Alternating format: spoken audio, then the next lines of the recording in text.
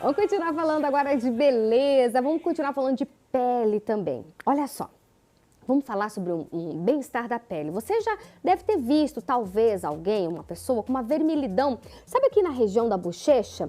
E que não era maquiagem, né? Aí você perguntou, a pessoa respondeu que é rosácea. Aí você ficou assim, mas o que é rosácea?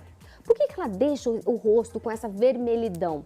É isso que a gente vai descobrir agora com a super médica dermatologista, a dermato das dermatos, a nossa maravilhosa Bárbara Ferreira. Boa tarde, doutora Bárbara, tudo bom? Tudo bem, Patrícia, boa tarde. Prazer estar aqui de novo. Imagina, o prazer é todo nosso. Doutora Bárbara, primeiro explica pra gente, rosácea é uma doença, doutora? Sim, é uma doença. A gente fala que é multifatorial, ou seja, existem várias causas. Uma causa genética, a causa vascular, então, justamente a clínica que a gente vê, aqueles vasos bem vermelhos no rosto.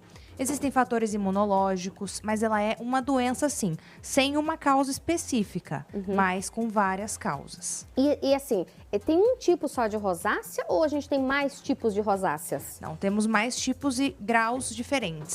O que a gente mais observa é essa vermelhidão, né? Região das bochechas, região de fronte, nariz, queixo. Mas existem vários tipos e vários graus, com a projeção. Então, desde um grau mais leve até um grau um pouquinho mais grave, já com algumas sequelas, algumas alterações permanentes.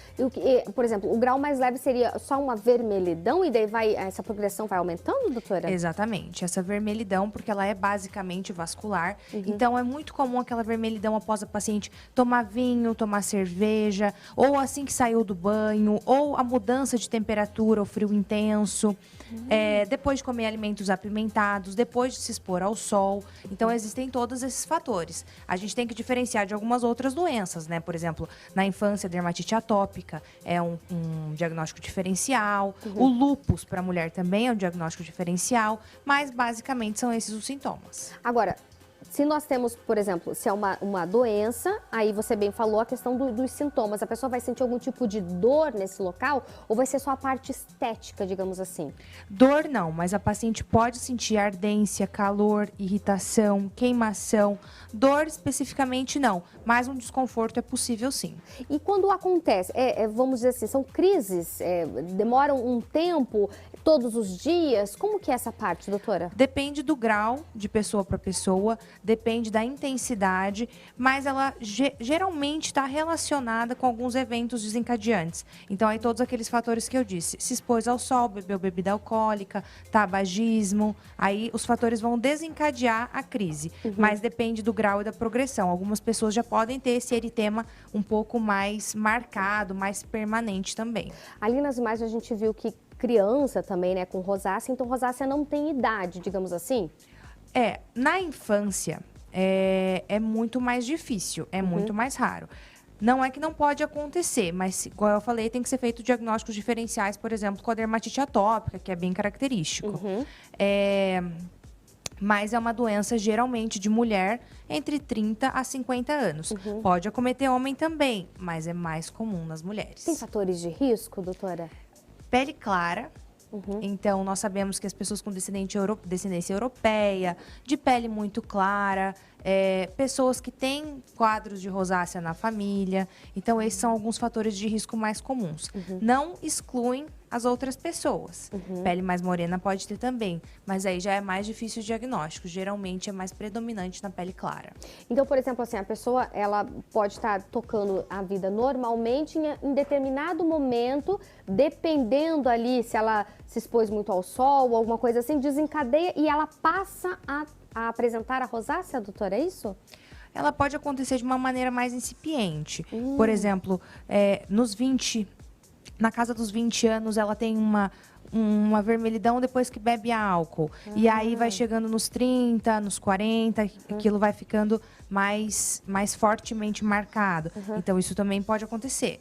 Geralmente, as crises mais fortes e esse diagnóstico a gente faz entre 30 e 50 anos. E como que é feito esse diagnóstico?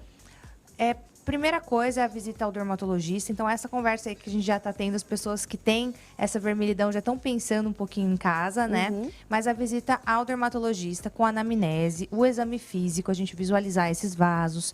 Os vasos é só o grau 1. Grau 2 já podem fazer outras alterações, até alterações permanentes. Então, o dermatologista vai saber identificar Em alguns casos, igual eu disse, para a gente excluir outros diagnósticos, a gente pode até abrir mão de uma biópsia, que aí é um exame que a gente faz uma cirurgiazinha, tira um pedacinho da pele, dá um pontinho ali e manda essa peça para estudo anatomopatológico. Mas aí é quando existe assim um grau de dúvida no exame físico ou outros diagnósticos diferenciais têm que ser excluídos. Mas 99,9% das vezes o diagnóstico é clínico, feito pelo dermatologista. E tem cura, rosácea? Não tem cura. Não tem cura. Não tem cura. É uma doença crônica que não tem cura. Então, existe tratamento. Ótimo. Nós lançamos mão aí de um arsenal, desde medicamentoso até os procedimentos no consultório, como lasers. Algumas mudanças no estilo de vida são importantes também, mas é uma doença que não tem cura. Nós tratamos, mas não curamos. Entendi. E esse tratamento, quando você falou ali, a gente lança mão de algumas questões. Então, essa pessoa, por exemplo, ela vai ter que mudar um pouco o estilo de vida dela, é isso, doutora? Por exemplo, alimentos apimentados é uma coisa que a gente tende a diminuir na dieta, junto com a bebida alcoólica, exposição solar, prática de exercício físico ao ar livre, a fotoproteção ela é fundamental, então o protetor solar tem que estar presente na rotina da pessoa. E também em questão de estilo de vida. E no consultório, alguns lasers a gente pode abrir mão também para poder melhorar o aspecto geral, controlar esses vasos e dar um aspecto mais saudável, mais belo para a face. Perfeito, doutora Bárbara. Muitíssimo obrigada pela presença, viu? Muito obrigada, Patrícia. Sempre um prazer. Até uma próxima.